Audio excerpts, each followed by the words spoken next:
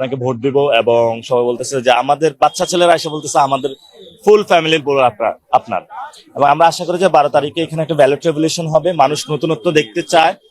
এবং যেহেতু আমরা আমাদের প্রধানতম এজেন্ডা আমাদের ওসমান হাদী ভাইয়ের বিচার, এখানে প্রচুর মানুষ সবাই আমাকে কানে কানে এসে বলে যে ওসমান হাদী ভাইয়ের বিচারটা হলো কমপ্লিট করতে হবে। এবং কিন্তু আমরা যখন মানুষের সাড়া পাচ্ছি, সাথে সাথে হলো আমরা কিছু হেনস্থারও শিকার হচ্ছি।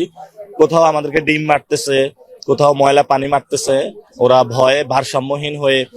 কোথাও আমরা যখন মসজিদে নামাজ পড়ে বের হচ্ছি, গায়ে এসে হলো পায়ে পা পাড়া দিয়ে ঝগড়া করার চেষ্টা করতেছে। না, আমরা চুপ থাকছি, আমরা 12 তারিখ পর্যন্ত অপেক্ষা করতেছি।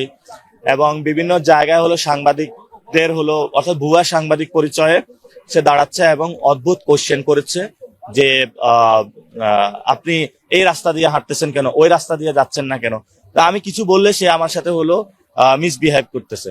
তো পরে জিজ্ঞেস করলাম আপনার কার্ড আছে কিনা, বললো যে না কার্ড নাই। অর্থাৎ ভুয়া সাংবাদিক যুব দলের কর্মীদেরকে বিভিন্ন জায়গায় দাঁড় করিয়ে রাখছে। এবং আমরা শুনতে পাচ্ছি যে বিভিন্ন জায়গায় হকি স্টিক, তারপরে স্ট্যাম্প গুলা ব্যাপক হারে বিক্রি হচ্ছে।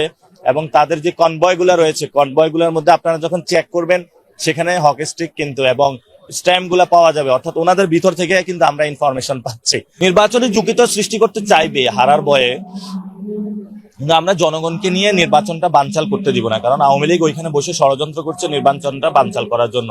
আমরা মাঠে অ্যাক্টিভ থাকবো, জনগণকে নিয়ে। সবাই চায় স্বতঃস্ফূর্ত একটা নির্বাচন। যেহেতু সবাই স্বতঃস্ফূর্ত নির্বাচন চাই, নির্বাচনটা আমরা চাই না বানচাল করতে। এই জন্য সবাইকে নিয়ে ঐক্যবদ্ধ থাকলে ইনশাল্লাহ অন্য কেউ বানচাল করতে পারবে না।